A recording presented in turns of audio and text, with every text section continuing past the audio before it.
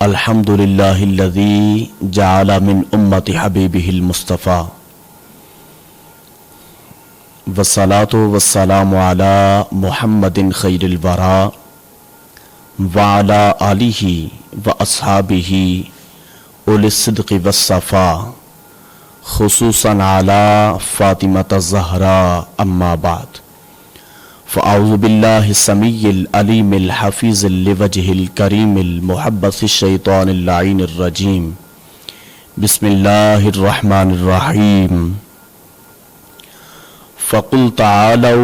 नदउ अबनाअना व अबनाअकुम व निसाअना व निसाअकुम व अनफुसना व अनफुसकुम सुम्मा नब्तहिल फ़नजअल लअनतल्लाहि अलल काज़िबीन सदक़ल्लाहुल अज़ीम। इन्नल्लाहा व मलाइकतहु युसल्लूना अलन नबी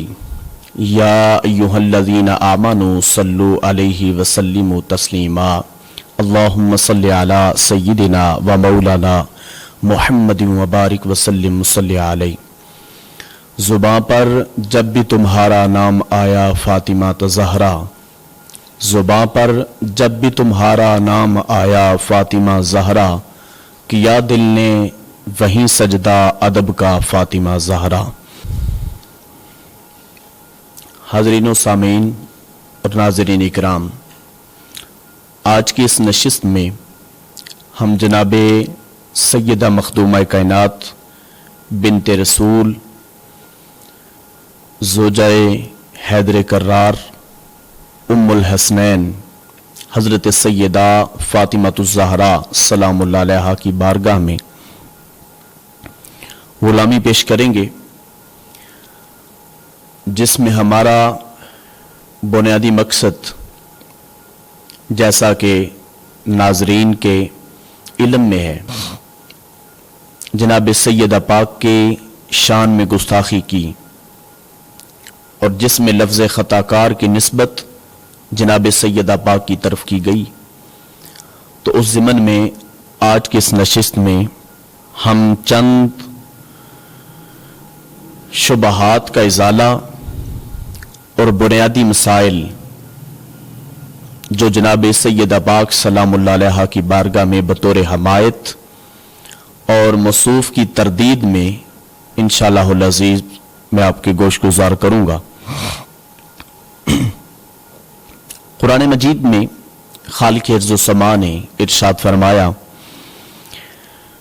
फ़क़ुल तआलौ नदउ अबनाअना। इस आयत को आयत मुबाहला कहते हैं और इसका सादा सा तर्जमा यह है कि ए महबूब अलैहिस्सलाम, आप इन्हें फरमा दीजिए मैं अपने बेटों को बुलाता हूं और तुम अपने बेटों को बुला लो। वनिसाअना वनिसाअकुम, हम अपनी औरतों को बुलाते हैं, वनिसाअकुम, तुम अपनी औरतों को बुला लो। व अनफुसना व अनफुसकुम, हम खुद आ जाते हैं, तुम भी खुद आ जाओ। सुम्मा नब्तहिल, फिर हम मुबाहला करेंगे। फनजअल लअनतल्लाहि अलल काज़िबीन, और अल्लाह से मदद तलब करेंगे कि जो हमसे झूठा होगा उस पर अल्लाह की फटकार और लानत होगी। इस आयत को आयत मुबाहला कहते हैं और ये ज़माने की बात है जिसमें जनाब सदर कायनात सल्लल्लाहु अलैहि वसल्लम ने नजरान के साइयों को इस्लाम की दावत दी और इस्लाम की तरफ बुलाया, तो उन्होंने इनकार कर दिया और यह बहस मुबासा चल रहा था हजरत ईसा अलैहिस्सलाम के हवाला से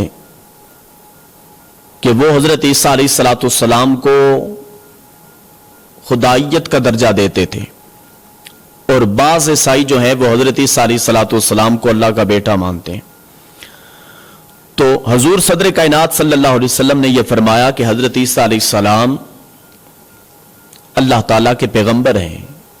मकबूलाने बारगाह खुदाबंदी में से एक हैं, उसके बरगुज़ीदा और मुकर्रबीन में से हैं। दलाइल देने के बाद जब वो ना माने तो फिर बात मुबाहले पे आई। रब्बे कायनात ने यह हुक्म इरशाद फरमाया कि महबूब अलैहिस्सलाम, अल्लाह ताला ने महबूब अलैहिस्सलाम की रहनुमाई फरमाई और हजूर अलैहिस्सलातु वस्सलाम ने आयत मुबाहला तिलावत फरमाई اور فرمایا کہ سما نبتہل، ہم تم سے بیٹھ کے مباہلہ کرتے ہیں۔ میدان سجا، نجران کے سائی بھی آئے، ادھر سے جناب سرور کائنات صلی اللہ علیہ وسلم تشریف لا رہے ہیں۔ اب یہ انداز دیکھیے حضور علیہ الصلوۃ والسلام کا، آگے آگے جناب رسالت مآب صلی اللہ علیہ وسلم میں، اور حضور صدر کائنات صلی اللہ علیہ وسلم پیچھے جناب سیدہ پاک ہیں، حسنین کریمین اطراف و اکناف میں ہیں، اور سیدہ پاک کے پیچھے جناب مولا علی شیر خدا علیہ السلام ہیں۔ اس لیے کہ جہاں جہاں جناب سیدہ پاک کا قدم شریف لگتا تھا، آپ کے قدمین شریفین زمین پہ مس ہوتے تھے۔ یہ خیال مصطفیٰ یہ تھا کہ وہاں پر کسی اجنبی کا قدم بھی نہ آ جائے جہاں میری بیٹی نے قدم رکھا ہو۔ اتنی طہارت اور اتنا مقام ہے حضور علیہ السلام کی نگاہ میں جناب سیدہ پاک کا کہ فرمایا علی تو میری فاطمہ کے پیچھے چل، اور جہاں جہاں فاطمہ قدم رکھیں وہاں تم اپنے قدم رکھو، تاکہ کسی اجنبی کا، کسی غیر محرم کا ان قدموں پر قدم نہ آ جائے، چہ جائے کہ انہیں خطا کار کہا جائے اور خطا کار کی نسبت ان کی طرف کی جائے۔ کاش کے موصوف یہ گفتگو کرنے سے پہلے اس آیت کا مطالعہ کر لیتے اور اس کی ڈیفینیشن کو پڑھ لیتے۔ اب اس پر جو ائمہ مفسرین کے اقوال ہیں وہ میں آپ کی نظر کرنے لگا ہوں۔ اس سلسلہ میں تبیان القرآن علامہ غلام رسول سعیدی صاحب انہوں نے لکھا ہے، فرماتے ہیں کہ حضور علیہ الصلوۃ والسلام کی دیگر صاحبزادیوں کے جو اولاد کا سلسلہ ہے وہ جاری اور قائم نہ رہا، تو آپ کی آل کے سلسلہ کا فروغ صرف نسب فاطمہ سے ہے مقدر تھا، یعنی جو حضرت فاطمہ الزہرا کی نسب ہے، حضرت فاطمہ الزہرا کا شجرہ نسب ہے، اس سے ہی ہوگا۔ آپ کی اولاد کی خصوصیت میں یہ دلیل ہے کہ حضرت امام ابو القاسم سلیمان بن احمد طبرانی متوفہ 360 ہجری روایت کرتے ہیں کہ حضرت عمر بن خطاب رضی اللہ تعالیٰ عنہ بیان کرتے ہیں کہ رسول اللہ صلی اللہ علیہ وسلم نے فرمایا قیامت کے دن ہر سبب اور ہر نسب منقطع ہو جائے گا ما سوائے میرے سبب اور میرے نسب کے، یعنی دنیا میں جتنی بھی اقوام ہیں، جتنے بھی لوگ بستے ہیں، یہ سارے نسب ختم ہو جائیں گے، کوئی کسی کا نسب حسب باقی نہ رہے گا، کوئی کسی کا سلسلہ نسب باقی نہ رہے گا۔ حضور علیہ الصلوۃ والسلام فرماتے ہیں، جس کو حضرت عمر بن خطاب نے روایت کیا ہے کہ حضور فرماتے ہیں قیامت تک اور قیامت والے دن صرف میرا حسب نسب باقی رہے گا، اور وہ حسب اور نسب کس سے باقی رہے گا؟ وہ جناب سیدہ فاطمہ الزہرا سے ہے۔ اب اگر کوئی شخص یہ کہے کہ وہ خطا پر تھی معاذ اللہ اور خطا کی نسبت ان کی جانب کر دی جائے، تو یہ تو پورا حسب نسب جو ہے اس کو پھر دیکھا جائے گا، اس پہ ڈیپینڈڈ ہے۔ تو دیکھیے جناب سیدہ پاک وہ ہستی مقدس ہیں، ان نفوسان مقدسہ میں سے ہیں جن سے حضور علیہ الصلوۃ والسلام کا شجرہ نسب ہے۔ اور اسی کو علامہ علوسی نے جو صاحب روح المعانی ہیں انہوں نے لکھا ہے کہ اس آیت مباہلہ میں خصوصیت جناب سیدہ فاطمہ الزہرا کی ہے۔ کیوں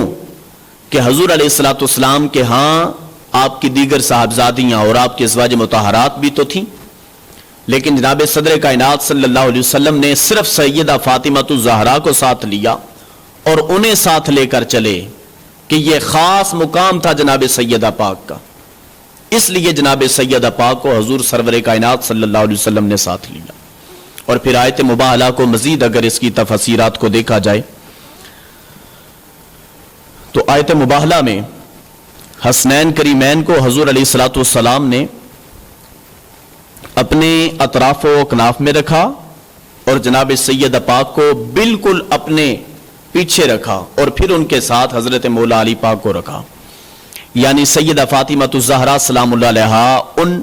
مقدس نفوس میں سے ہیں جن کو پنج تن پاک کہا جاتا ہے، یعنی اس وقت یہ پنج تن پاک، یہ جو 5 تن تھے نا مقدس نفوس تھے، یہ نجران کے سائیوں کے ساتھ مباہلہ کے لیے تشریف لے جا رہے تھے۔ اور پھر آگے تاریخ گواہ ہے کیا ہوا، جب عین میدان کے قریب پہنچے تو جو عیسائیوں کا لیڈر تھا، پادری تھا، اس نے کہا خبردار ان سے مباہلہ نہ کرنا، یہ تو بڑے جو بزرگ ہیں تو یہ تو ہیں ہی ہیں نا، لیکن ان کے ساتھ جو معصومین ہیں یعنی حسنین کریمین، اگر ان معصوم شہزادوں نے اللہ کی بارگاہ میں دعا کے لیے ہاتھ اٹھا دیے تو اللہ تعالیٰ رہتی دنیا تک صفحہ ہستی سے عیسائیت کا نام مٹا دے گا، کوئی عیسائی دنیا میں نہ بچے گا، سارے عیسائی ختم ہو جائیں گے اور اللہ تعالیٰ تمہیں اسی زمین میں زندہ گاڑ دے گا، تو تم ان سے مباہلہ نہ کرنا۔ یہ وہ 5 تن پاک ہیں۔ اب ان کو ذرا آیت تطہیر میں دیکھیے، قرآن مجید میں خالق ارض و زمان نے آگے دوسرے مقام پر سورہ احزاب میں ارشاد فرمایا انما یرید اللہ لیذہب عنکم الرجس اہل البیت ویطہرکم تطہیرا۔ اس کو اگر آپ آیت تطہیر میں دیکھیں تو جناب صدر کائنات صلی اللہ علیہ وسلم کا معمول مبارک دیکھیں، اس سے پیچھے جتنی آیات ہیں ان آیات میں سارا مضمون ازواج الرسول کے حوالہ سے بیان کیا گیا ہے، ازواج مطہرات کے حوالہ سے بیان کیا گیا ہے، لیکن جب خاص یہ آیت اتری تو اس آیت کو پہلے سمجھیں۔ فرمایا انما، اور انما یہ کلمہ حصر ہے، اور کلمہ حصر جو ہے اس کا ادراک اور اطلاق یہ پوری آیت پہ ہے۔ یرید اللہ لیذہب عنکم الرجس اہل البیت ویطہرکم تطہیرا تک مکمل یہ کلمہ حصر انما جو ہے نا، اس کا سارا حصار جو ہے وہ پوری آیت پہ ہے، وہ پوری آیت کو اپنے حصار میں لیتا، محاصرہ کرتا ہے اس کا۔ اور حضور سرور کائنات صلی اللہ علیہ وسلم کا معمول دیکھیے، جب یہ آیت مقدسہ نازل ہوئی فرمایا انما، بے شک اللہ پاک، یرید اللہ، اللہ پاک نے ارادہ فرمایا ہے، لیذہب عنکم الرجس، تم سے نجاست کو دور کر دے، اہل البیت، اے اہل بیت نبوت، ویطہرکم تطہیرا، اور تمہیں پاک اور مطہر کر دے، طاہر و مطہر کر دے۔ اب اس میں صدر کائنات صلی اللہ علیہ وسلم کا معمول مبارک اور آپ کا عمل مبارک دیکھیے، جس کو حضرت واصلہ بن اسقع رضی اللہ تعالیٰ عنہ سے مروی ہے۔ وہ فرماتے ہیں کہ جناب صدر کائنات صلی اللہ علیہ وسلم جناب سیدہ پاک کے ہاں تشریف لائے، اور حضور سرور کائنات صلی اللہ علیہ وسلم نے دونوں شہزادوں کو، حضرت امام حسن کو اور امام حسین کو، اپنے ران مبارک پہ بٹھا لیا، اپنی گود میں لیا، جناب سیدہ پاک کو ساتھ بٹھایا اور مولا علی پاک کو ساتھ بٹھایا۔ اس کو علامہ ابن حجر بھی لکھتے ہیں، اور اس کو حضرت واصلہ بن اسقع سے روایت کیا گیا ہے۔ وہ فرماتے ہیں کہ جناب صدر کائنات صلی اللہ علیہ وسلم کے پاس جو آپ کی چادر مبارک تھی، حضور سرور کائنات صلی اللہ علیہ وسلم نے اس چادر کو اوڑھا اور ان چاروں نفوسان قدسیہ کو اس چادر میں لیا، اور خود بھی اس میں شامل تھے، اور چادر لے کر حضور علیہ السلام نے کیا عرض کیا، یا اللہ یہ میری اہل بیت ہیں،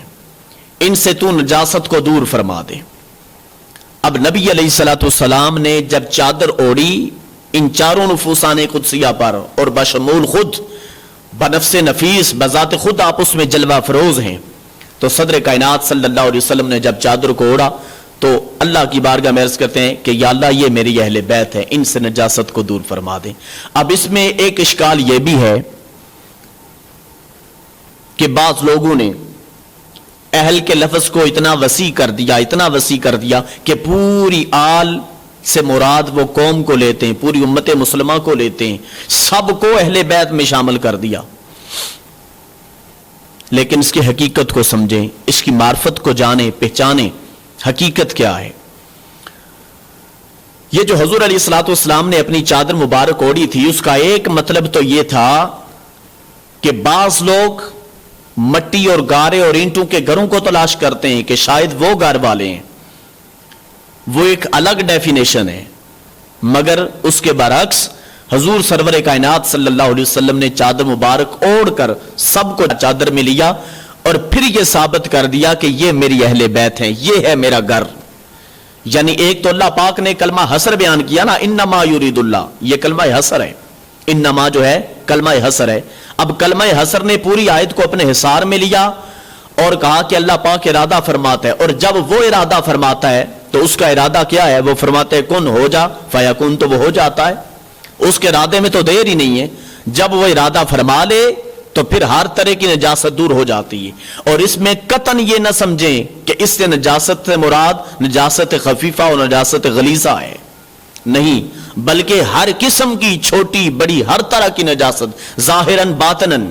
ہر طرح کی نجاست کو اللہ پاک نے اہل بیت نبوت سے پاک کر دیا.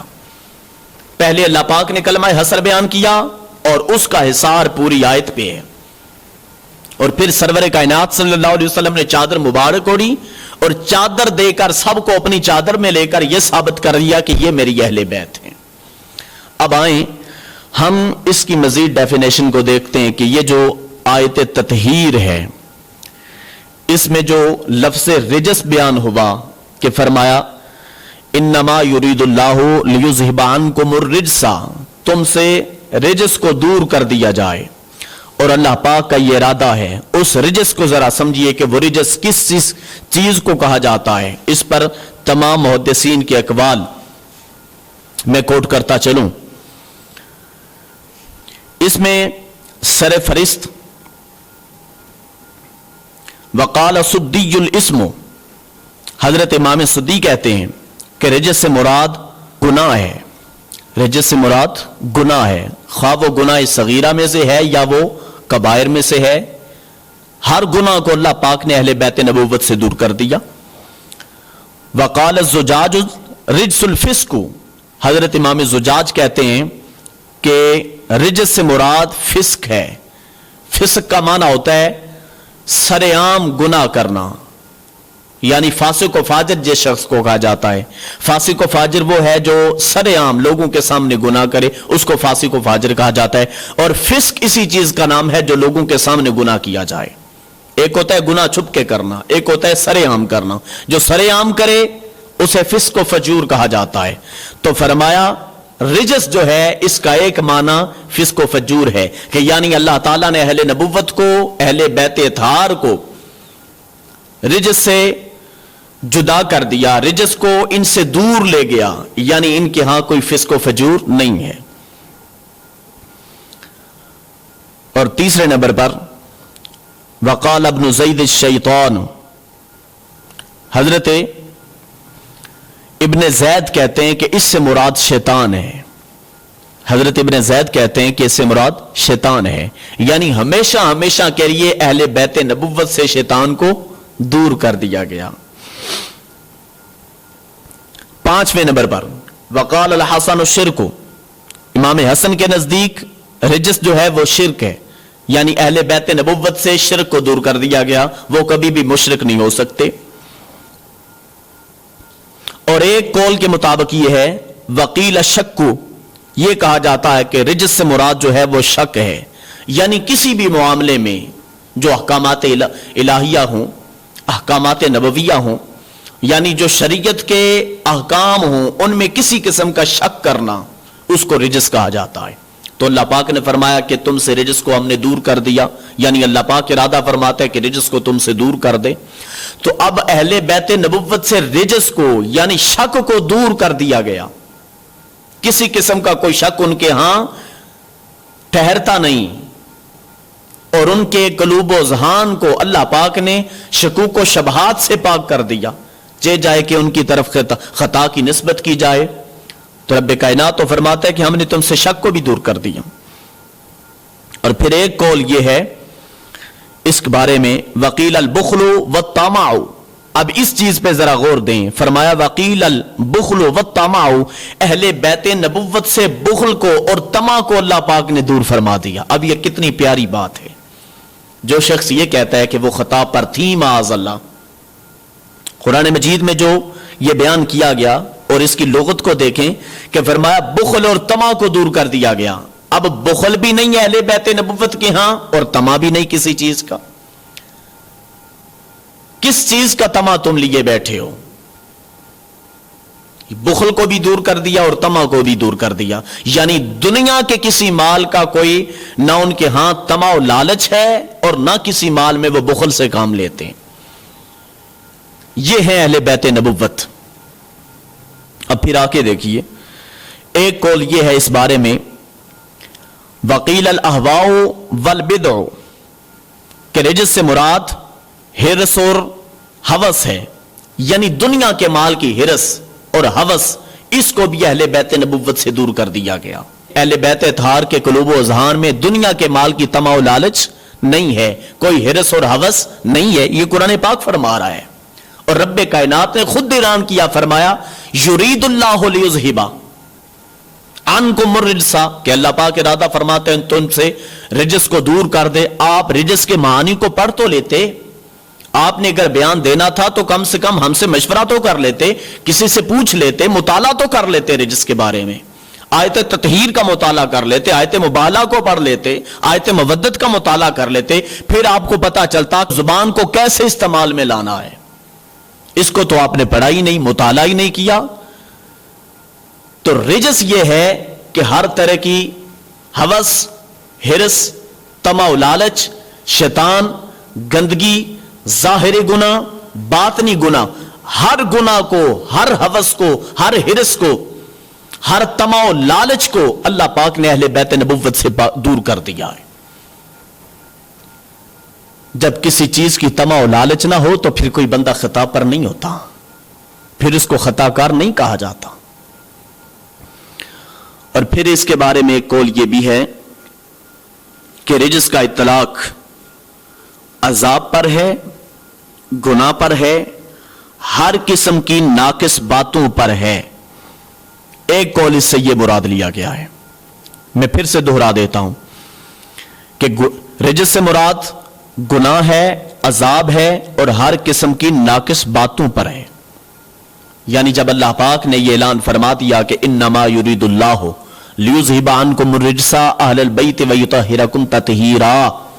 کہ بے شک اللہ پاک ارادہ فرماتا ہے کہ اے اہل بیت نبوت، اللہ تعالیٰ تم سے ہر گناہ کو، ہر عذاب کو، ہر ہرس کو، ہر ہوس کو، ہر طمع و لالچ کو، ہر طرح کی دنیاوی صحبتوں کو، دنیاوی طمع و لالچ کو، ہر چیز کو اللہ تعالیٰ تم سے دور کر دینا چاہتا ہے۔ اور پھر اس کے ارادے میں تو کوئی دیر ہے ہی نہیں، وہ تو فرماتا ہے کن ہو جا فیکن، وہ ہو جاتا ہے۔ تو پھر اس کے باوجود جب نص قطعی آ گئی اس بارے میں، اور ان کی طہارت میں نص قطعی اور قول سری آ گیا قرآن مجید میں، رب کائنات نے باقاعدہ صراحتاً اس چیز کو بیان کر دیا کہ اللہ تعالیٰ نے انہیں ہر طرح کے رجس سے پاک کر دیا اور صاف ستھرا کر دیا، تو پھر خطا کی نسبت ان کی طرف معاذ اللہ۔ کیسے کوئی اس بات کو سمجھے؟ کاش کہ آپ یہ بیان جاری کرنے سے پہلے ان آیات بینات کا مطالعہ کر لیتے اور آپ کو سمجھ ہوتی کہ میں کس ہستی پاک کے بارے میں زبان کھولنے جا رہا ہوں۔ اگلی نشست میں انشاءاللہ العزیز ہم تمام اشکالات کا ازالہ کریں گے۔